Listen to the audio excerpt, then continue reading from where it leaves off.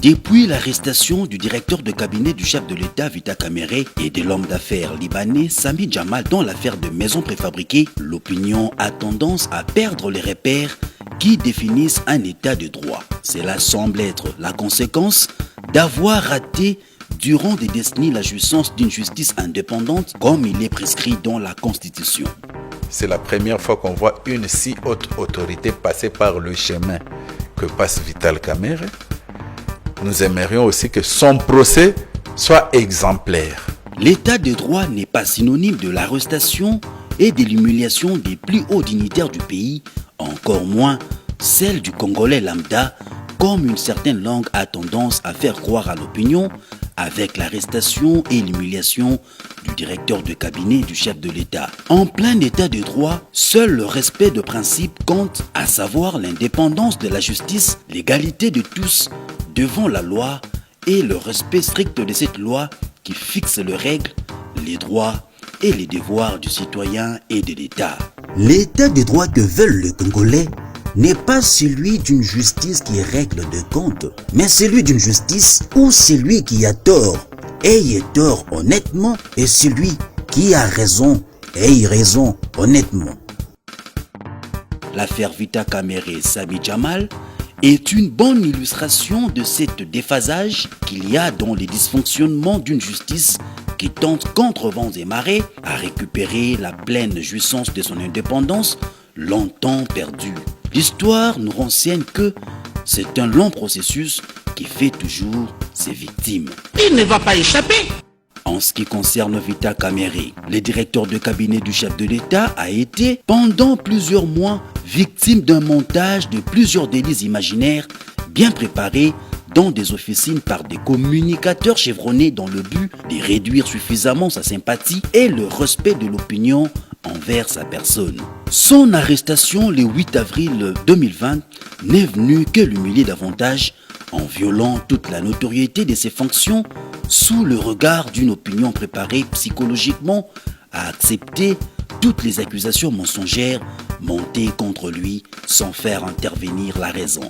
Tout comme les charges qui ont entaché sa réputation dans les réseaux sociaux n'ont pas été celles pour lesquelles il a été auditionné par les procureurs, les charges sur lesquelles le parquet a fondé ses indices sérieux de culpabilité et qui l'ont conduit à Makala depuis le 8 avril 2020 ne sont pas non plus le même que les charges pour lesquelles il a été déféré devant le tribunal. Rappelons qu'il a été placé sous mandat d'arrêt provisoire pour le détournement de 48 millions de dollars jamais décaissés par les trésors publics pour la commande de 3000 maisons préfabriquées et pour un second détournement de 10 millions de dollars concernant l'achat des médicaments dont les décaissements réels à ce jour en faveur du ministère de la Santé n'a pas dépassé le 5 millions de dollars.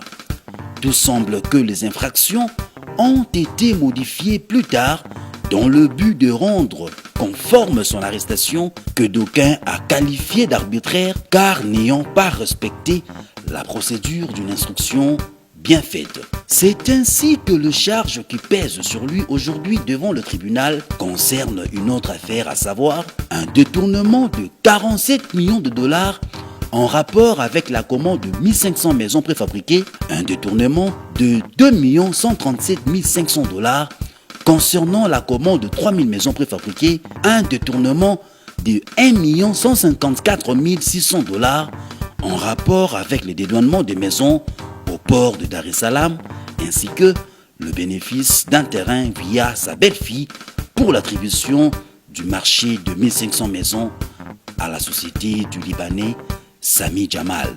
Une instruction mal menée conduit à un procès inachevé qui n'aboutit pas à la vérité. Sincérité kozala, mais vérité est kozalate. Sincérité bisogno sotomoni ba sambisi mutu ba condamner mutu. Oui, c'est vrai. Mais est-ce que yé mutu asala ki makambo, est-ce que makambo ba reprocher asali yango? Non. Pourquoi? Puisqu'au départ, instruction est ba poninzela mabe. Cette instruction biaisée dès le départ, associée aux fausses allégations de détournement des fonds irréalistes faites dans le but de créer l'émotion et les sensationnels, a induit malheureusement l'opinion à avoir un verdict avant même celui du tribunal. La haine, l'antipathie engendrée par cette manipulation de conscience sont à l'origine d'une perte de la raison chez beaucoup d'entre nous à chaque fois que le nom de Vita Kamere est évoqué. Il suffit de creuser au fond de vous-même pour voir quel sentiment vous avez envers le directeur de cabinet du chef de l'État Vita Kamere depuis les débuts de sa poursuite judiciaire et vous saurez à quel point vous avez été atteint par cette manipulation de conscience. Vos sentiments sont-ils guidés par des choses dont vous avez la certitude de savoir sur lui ou plutôt par des choses que vous entendez dire depuis plusieurs mois sur lui? À chacun sa conscience. Seul un procès équitable pourra vous permettre de connaître la vérité. Malheureusement, on constate que la poursuite judiciaire contre Vita Kamere tend à être à sens unique. L'instruction ne semble pas être faite à charge et à décharge. Tout se passe comme si on ne recherche pas la vérité. L'objectif, c'est sa condamnation. Question maintenant, Monsieur le Président. Parce que le prévenu tente de prendre beaucoup de temps en expliquant des choses. Il ne va pas échapper. Échapper à quoi? Échapper à quoi? Je suis un citoyen congolais. Le droit de la défense est universel et il est garanti. La présomption, c'est l'innocence. J'ai pu comprendre qu'ici, je suis déjà une victime expiatoire. Et ce que nous faisons là ne sert à rien du tout si l'avocat de la République doit dire ça. Ils sont très puissants, je le reconnais. La puissance est de leur côté. Avocat de la République et ministère public. Nous sommes des citoyens. L'histoire nous a démontré que le procès d'humiliation est un jeu politico-judiciaire dans lequel tout réside dans l'interprétation de faits biaisés de façon à créer une confusion au sein de la défense pour parachuter rapidement une condamnation. Du 15 mars 2019 au 18 mai 2019, 57 millions de dollars américains ont été virés de la Banque centrale vers Samibou. Ces pièces-là, Monsieur le Président, sont des ordres de paiement effectués par le ministre des Finances pour qu'on paye en procédure accélérée Samibou. Revenu Jamal, vous avez suivi.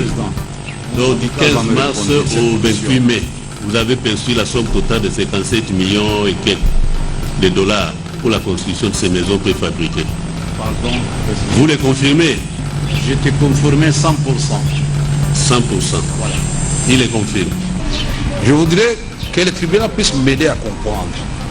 Après ce que nous avons suivi ici, puisque dans la citation à prévenu, le premier chef d'accusation qu'on retient contre moi, c'est de dire je suis co-auteur des détournements de 47 ou 48, puis ça a changé, puisqu'avant, dans les jugements qui m'ont amené ici, on avait dit que j'avais détourné 48 millions sur 3000 maisons, et très vite ils se sont rendus compte, et puis ça a changé, et puis finalement c'est devenu 47 millions que j'aurais détourné avec M. Jamal.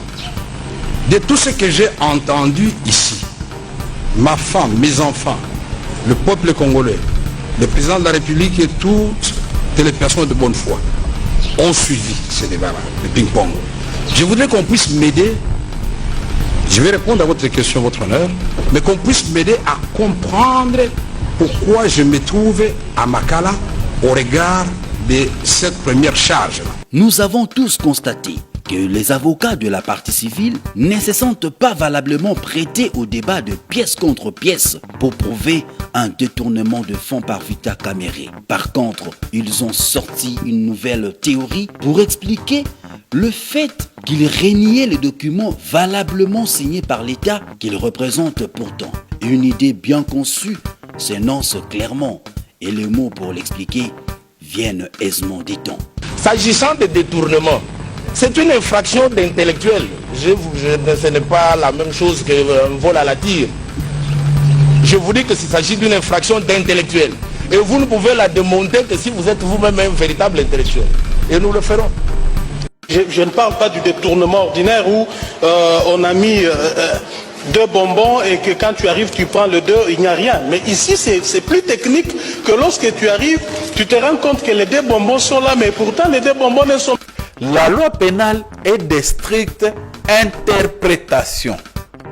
On ne peut pas étendre la compréhension d'une loi pénale, ni restreindre sa compréhension.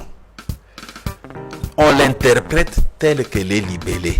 Là où on dit qu'a commis un détournement, c'est lui qui a fait ça, vous ne pouvez pas commencer à dire le fait d'avoir fait, d'être passé par là, d'avoir dit ceci, peut être compris comme détournement. Non. Dans ce genre de poursuite judiciaire, la gestion des humeurs compte beaucoup. C'est pourquoi tous les coups sont permis pour déstabiliser son adversaire dans un jeu de mots où souvent, même le plus doué tombe dans le piège de l'énervement et crée d'autres infractions. C'est dans ce cadre qu'on a vu, au cours de l'audience du 25 mai, un avocat de la partie civile imaginer une phrase qui n'est pourtant pas sortie de la bouche du prévenu Caméré, chose qui a monté tout de suite la tension de l'audience. Ce sont les mêmes qui ont déjà eu à déposer devant le parquet général. Vérifiez simplement. Mais je sais que votre femme, non monsieur, mais ne nous dites pas que vous allez mettre le feu parce que vous ne pouvez pas menacer les avocats. Je vous ai entendu, monsieur. Monsieur le Président, je m'adresse au prévenu Caméré qui ici dit qu'il va mettre le feu, etc. Tout à l'heure. Non.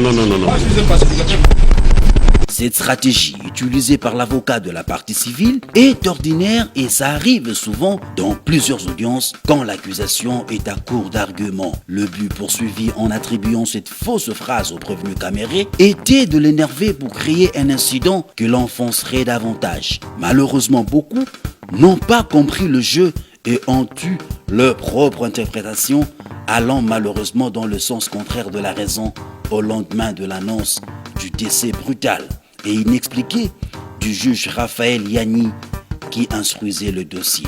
Et analysant en toute conscience l'allure qu'a pris l'instruction depuis l'audience du 25 mai 2020, on se demanderait en quoi est-ce que la mort inattendue du juge serait avantageuse au prévenu Vita Caméré.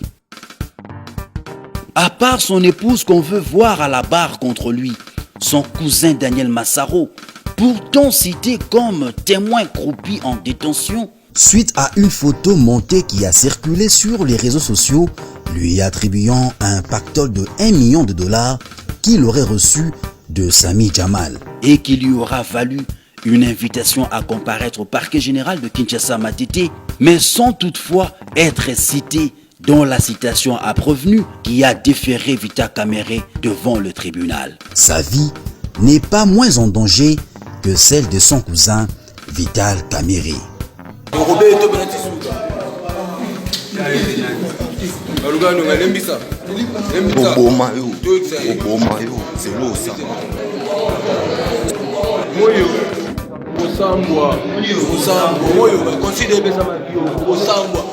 Comme des millions de Congolais qui suivaient l'audience du 25 mai à la prison centrale de Makala, le constat fait par le regretté juge Raphaël Yanni était que la partie civile ne parvenait pas à prouver l'implication de Vita Caméré dans un quelconque détournement des deniers publics, d'où le renvoi de l'audience au mercredi 3 juin 2020 qu'il n'atteindra malheureusement pas du fait qu'il vient de nous quitter. Le tribunal disait tout à l'heure qu'il devra renvoyer pour audition de témoins. Parce que s'il faut laisser les uns et les autres intervenir, on n'aura jamais en finir. Bon, ce sont des devoirs d'instruction aussi importants que le tribunal doit mener à ce stade. Nous espérons que le juge qui va prendre la relève pourra emboîter le pas de ce digne fils du pays qui a prouvé à tout le monde, en toute impartialité, qu'il était là pour dire le droit.